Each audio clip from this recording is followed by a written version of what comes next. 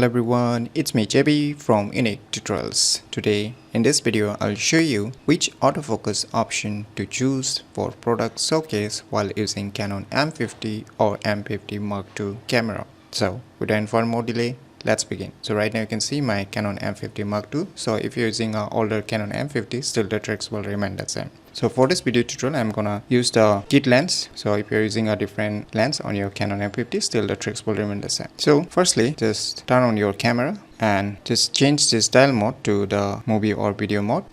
And now just click on this choose mode. And now just select this manual option. Click on OK. So now just tap on this Q button.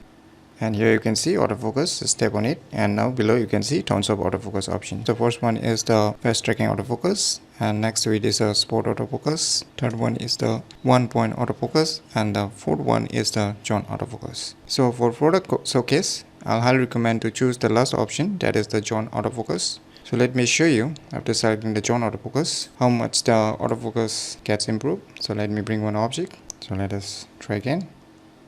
So it's focusing properly.